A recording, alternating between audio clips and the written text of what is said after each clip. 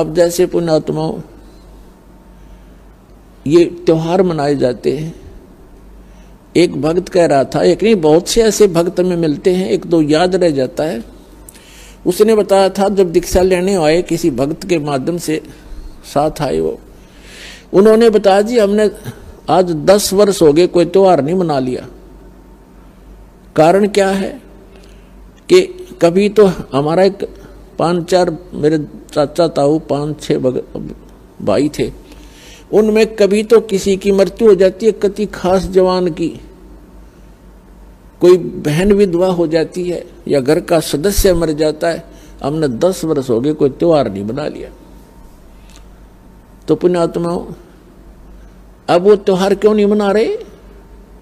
और जिनके या बिजली ना गिरी है वो नाचें गाँव बकवाद करें, खाक त्योहार यहाँ पर तो परमात्मा कहते हैं कि यदि आपको समर्थ की शरण मिल गई फिर तो यहाँ आप खुशी मना सकते हो, और वो खुशी भी राम नाम में, भक्ति में। आपका ये त्योहार है सत्संग में आना, परमात्मा की भक्ति करो, सेवा करो, सिमरन करो, दान करो जैसा आपके हाथ से छूट रहे। तो ये आपकी जो है ना त्योहार है। इसके अतिरिक्त आप क्या देखा दास ने, ये होली मनाते हैं। होली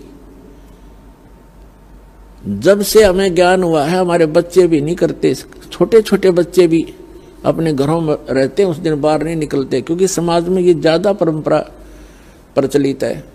तो उस दिन क्या करेंगे, गंदा पानी, रेत, गाँव में मतलब बहुत बुरा हाल है, और लाल मुंह कर लेंगे बांदर की तरह, सारे दिन धक्के खांदे आंडे, और हम अपना बैठ कर भजन करें दरवाजा बंद करके। जैसे अब ये आएगी क्या नाम, पूर्णमासी, रक्षाबंधन कहते हैं, सारी उल्टी परंपरा काल की। एक बहन बता रही थी जब दीक्षा ली उसने, और ये उसको ये सब मर्यादाएं बताएगी, सत्संग सुनाए जाते हैं। पहले थोड़ी संगत थी, 100, 200, 400 भक्त आ जाते थे, बैठ जाते थे, सब अब अपनी सुनाया करते थे मेरे पास बैठ के।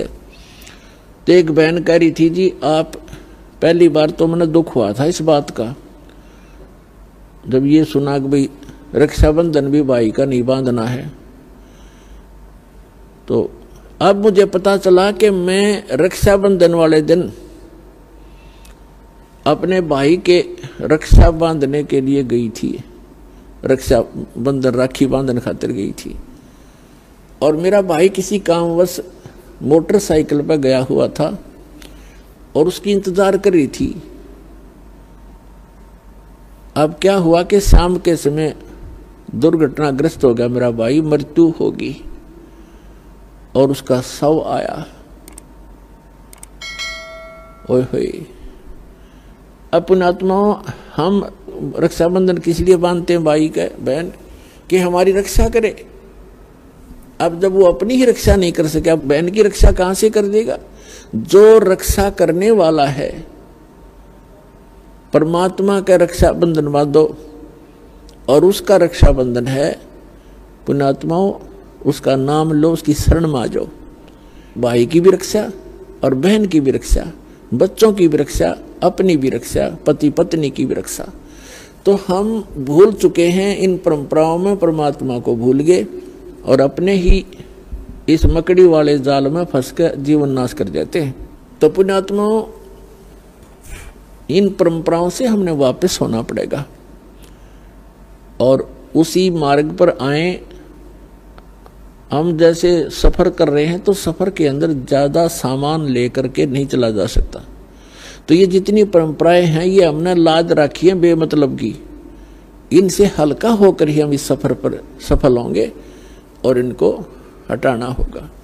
अब आप देखते हो कोई भी त्योहार है, 2 किलो मिठाई लेके कोई इधर भाग रहा है, कोई इधर भाग रहा है, और एक परंपरा बना दी कि इतना सामान तो उस दिन लेके जाना पड़ेगा। वो मिठाई, वो घेवर जो भी ले जाते हैं वो कैसा बनता है, इतनी जनता को एकदम कहां से लाएंगे, वो इतना खोआ मावा बना करके, सारा डुप्लीकेट माल, अड़ंगा खाना। तो पुण्यात्माओं पहले इस लोक में ये खुशी मनाने का स्थान नहीं है। हाँ, परमात्मा कहते हैं समर्थ का शरणा गहो रंग होरी हो, फिर कदे न हो एकाज राम रंग होरी हो। समर्थ की शरण गहो, समर्थ का शरणा गहो रंग होरी हो। आपके होरी माने खुशी। आपके घर में अगर खुशी मनानी है तो समर्थ की शरण में आ जाओ, आपका रोज होरी रहेगी। ये सत्संग में आना, ये आपकी होली है, यही आपकी दीपावली है और यही आपके सारे त्योहार हैं। कहते समर्थ का शरणा गहो रंग होरी हो, फिर कभू ना हो अकाज, कोई आपका बुरा नहीं होगा। राम रंग होरी हो, राम के नाम की या खुशी बनाओ। फिर तो इस प्रकार हमने इन अपनी मर्यादाओं को भी सीमित करना है और भक्ति तभी हमारी सफल होगी।